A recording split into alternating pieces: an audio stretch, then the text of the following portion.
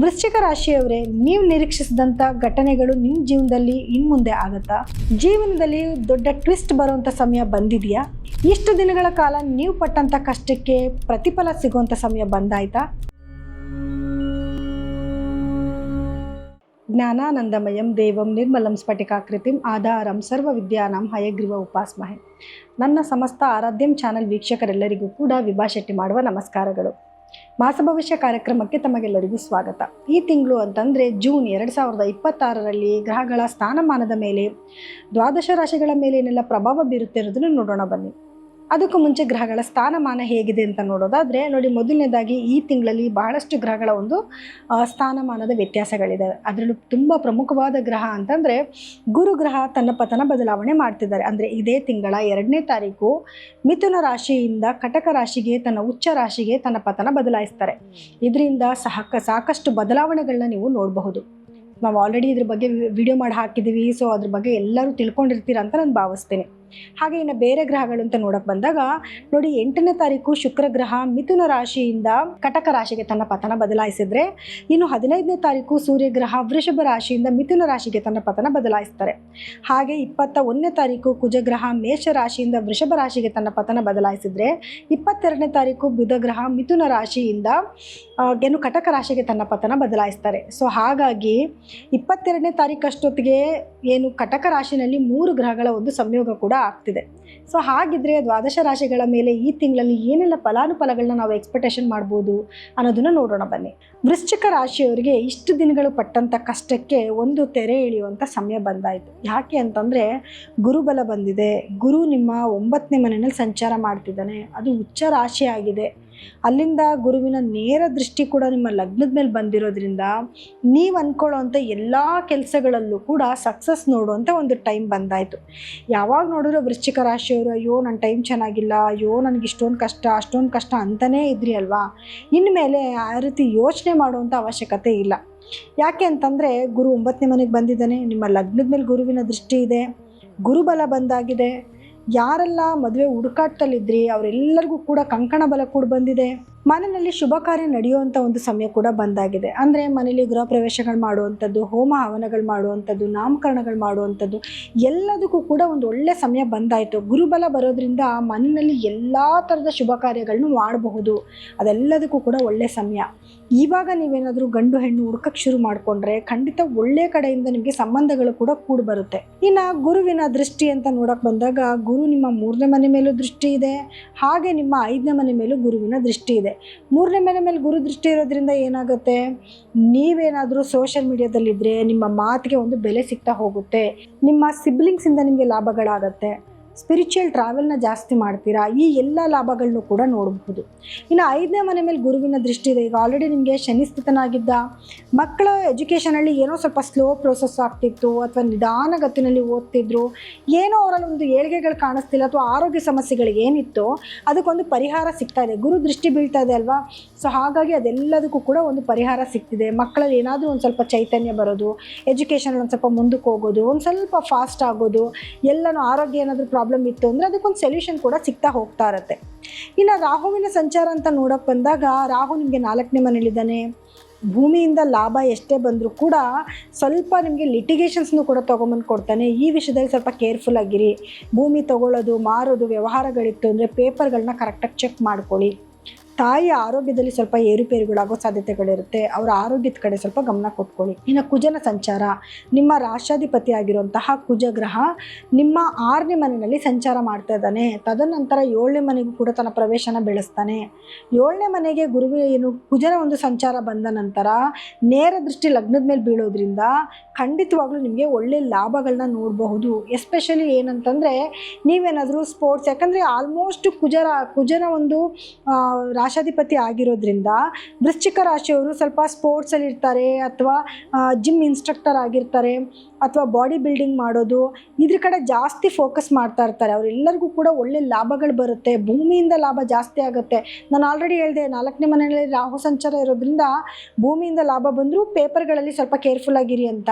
ಭೂಮಿಯಿಂದ ಲಾಭಗಳೇನೋ ಬರ್ತಾ ಇರುತ್ತೆ, ಅವಕಾಶಗಳು ಬರ್ತಾ ಇರುತ್ತೆ, ಆದರೆ ಪೇಪರ್ಗಳು ಕರೆಕ್ಟಾಗಿದೆಯಾ ಅಂತ ಚೆಕ್ ಮಾಡಿಕೊಂಡು ಮುಂದುವರೆದ್ರೆ ಆ ರೀತಿಯಾದ ಸಮಸ್ಯೆಗಳಿಂದ ನೀವು ದೂರ ಇರ್ಬೋದು. ಇನ್ನು ನಿಮಗೆ ಸೂರ್ಯನ ಸಂಚಾರ ಅಂತ ನೋಡೋಕೆ ಬಂದಾಗ ಸೂರ್ಯ ನಿಮಗೆ 7ನೇ ಮನೇಲಿ ಸಂಚಾರ ಮಾಡ್ತಾ ಇದ್ದಾನೆ. ಸೊ ನೇರವಾದ ದೃಷ್ಟಿ, ಸೂರ್ಯನ ನೇರ ದೃಷ್ಟಿ ನಿಮ್ಮ ಲಗ್ನದ ಮೇಲೆ ಬೀಳ್ತಾ ಇದೆ. ಸೊ ಹಾಗಾಗಿ ಏನಾಗುತ್ತೆ, ನಿಮ್ಮ ಗಂಡ ಹೆಂಡತಿ ಮಧ್ಯದಲ್ಲಿ ಸ್ವಲ್ಪ ಭಿನ್ನಾಭಿಪ್ರಾಯಗಳಿರುತ್ತೆ. ಗುರು ದೃಷ್ಟಿ ಏನೇ ಇದ್ದರೂ ಕೂಡ ಸ್ವಲ್ಪ ಭಿನ್ನಾಭಿಪ್ರಾಯಗಳು, ಸಣ್ಣ ಪುಟ್ಟ ಮನಸ್ತಾಪಗಳು ಬರುತ್ತೆ. 5ನೇ ಮನೆ ಮೇಲೆ ಆಲ್ರೆಡಿ ಗುರುವಿನ ದೃಷ್ಟಿ ಇರೋದಕ್ಕೆ ಪ್ರೀತಿ ವಿಶ್ವಾಸ ಜಾಸ್ತಿ ಆಗುತ್ತೆ. ಸೊ ಏನು ಅಂತ ವರಿ ಮಾಡ್ಕೊಳ್ಳೋ ಅವಶ್ಯಕತೆ ಇಲ್ಲ. ಸ್ವಲ್ಪ ಕೋಪ ತಾಪ ಜಾಸ್ತಿ ಆಗುತ್ತೆ ಅನ್ನೋದು ಬಿಟ್ಟರೆ. ಆದರೆ ಗೌರ್ಮೆಂಟಿಂದ ಆಗಬೇಕಾಗಿರೋ ಕೆಲಸಗಳಾಗತ್ತೆ, ಅಥವಾ ನೀವೇನಾದರೂ ಗೌರ್ಮೆಂಟಿಗೆ ಸಂಬಂಧಪಟ್ಟಿದ್ದ ಕೆಲಸಗಳನ್ನ ಮಾಡ್ತಿದ್ರೆ, ಗೌರ್ಮೆಂಟ್ ಉದ್ಯೋಗಿಗಳಾಗಿದ್ದರೆ ಅಥವಾ ರಾಜಕಾರಣಿಗಳೇನಾದರೂ ಆಗಿದ್ದರೆ ಗೌರ್ಮೆಂಟಿಂದ ಆಗಬೇಕಾಗಿರೋಂಥ ಎಲ್ಲ ಲಾಭಗಳನ್ನು ಕೂಡ ನೀವು ಖಂಡಿತ ನೋಡಬಹುದು. ಆದರೆ ಸೂರ್ಯನ ಸಂಚಾರ 8ನೇ ಮನೆಗೆ ಆದ ನಂತರ, ಅಂದರೆ 15ನೇ ತಾರೀಕಿನ ನಂತರ 8ನೇ ಮನೆಗೆ ಸೂರ್ಯನ ಒಂದು ಸಂಚಾರ ಕೂಡ ಆಗುತ್ತೆ. ಆವಾಗ ಸ್ವಲ್ಪ ನಿಮಗೆ ಅನಿರೀಕ್ಷಿತ ಘಟನೆಗಳು ನಡೀತಾ ಹೋಗುತ್ತೆ.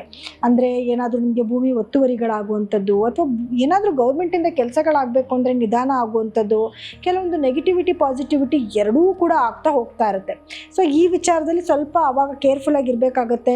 ಏನಾದರೂ ಕೆಲಸಗಳು ಡಿಲೇ ಆಗ್ತಿದೆ ಅಂದರೆ ಬೇಗ ಬೇಗ ಫಿನಿಷ್ ಮಾಡ್ಕೊಳ್ಳಿ. ಯಾರಿಂದನೂ ಕ್ವೈರಿ ಬರದೇ ಇರೋ ಥರ ಸ್ವಲ್ಪ ಕೇರ್ಫುಲ್ಲಾಗಿ ಇದ್ಬಿಟ್ರೆ ಏನೋ ಈ ಥರದ್ದೇನೋ ಆಗುತ್ತೆ, ಮುಂದಕ್ಕೇನೋ ಆಗುತ್ತೇನೋ ಭಯ ಆತಂಕನ ಕಮ್ಮಿ ಮಾಡ್ಕೋಬೋದು. ಯಾಕೆಂದರೆ ಅನಿರೀಕ್ಷಿತ ಘಟನೆ ಏನು ಬೇಕಾದ್ರೂ ಆಗ್ಬೋದು.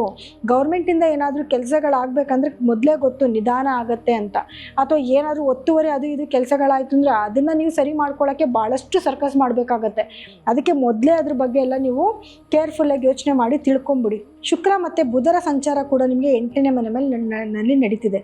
ಸೊ ಇದರಿಂದ ಏನಾಗುತ್ತೆ ಅಂತಂದರೆ ಸ್ವಲ್ಪ ನಿಮಗೆ ನರ್ವಸ್ ಸಿಸ್ಟಮಲ್ಲಿ ಸ್ವಲ್ಪ ಪ್ರಾಬ್ಲಮ್ಸ್ ಆಗೋದು, ಅಥವಾ ಕಾಲು ಕೈ ಎಳೆದಂಗೆ ಆಗೋದು, ನೋವು ಬರೋದು ಜಾಸ್ತಿ ಆಗುತ್ತೆ, ಅಥವಾ ಏನಾದರೂ ಮೆಮೊರಿ ಲಾಸ್ ಆಗೋದು, ಏನಾದರೂ ಮರ್ತೋಗ್ಬಿಡೋದು.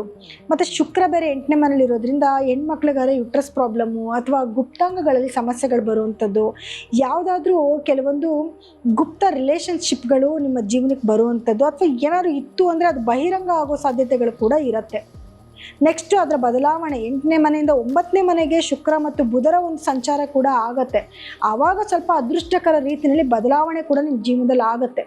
ಏನಿಲ್ಲಿ ಹೆಣ್ಮಕ್ಳಿಂದ ತೊಂದರೆ ಆಗೋದು ಅಥವಾ ಏನು ನಿಮಗೆ ಸಮಸ್ಯೆಗಳು, ಆರೋಗ್ಯ ಸಮಸ್ಯೆಗಳಂತ ಹೇಳಿದೆ, ಅದು ನಿಮ್ಗೆ ಏನಾಗುತ್ತೆ ಒಂದು ಅದೃಷ್ಟಕರ ರೀತಿಯಲ್ಲಿ ಬದಲಾವಣೆ ಆಗ್ತಾ ಹೋಗ್ತಾ ಇರುತ್ತೆ. ಸೊ ಅವಾಗ ಸ್ವಲ್ಪ ನೀವು ರಿಲ್ಯಾಕ್ಸೇಷನ್ನ ನೋಡಬಹುದು. ಇನ್ನು ಕೇತು ನಿಮಗೆ 10ನೇ ಮನೇಲಿ ಸಂಚಾರ ಮಾಡ್ತಾ ಇರೋದ್ರಿಂದ ಕೆಲಸದಲ್ಲಿ ಕೆಲವೊಂದು ಅಡೆತಡೆಗಳು ಬರ್ತಾ ಇರುತ್ತೆ. ಅವಕಾಶಗಳು ಎಷ್ಟೊಂದು ಬಂದರೂ ಒಂದಷ್ಟು ಅವಕಾಶಗಳು ತಪ್ಪೋಗ್ಬಿಡೋದು, ಒಂದಷ್ಟು ಅವಕಾಶಗಳು ಕೈಗೆ ಸಿಗದೇ ಇರುವಂಥದ್ದು ಇದು ಕೂಡ ಆಗ್ತಾ ಇರುತ್ತೆ. ಸ್ವಲ್ಪ ವೇರಿಯೇಷನ್ಸ್ ಆದರೂ ಕೂಡ ಖಂಡಿತ ಲಾಭಗಳನ್ನ ನೀವು ನೋಡಬಹುದು.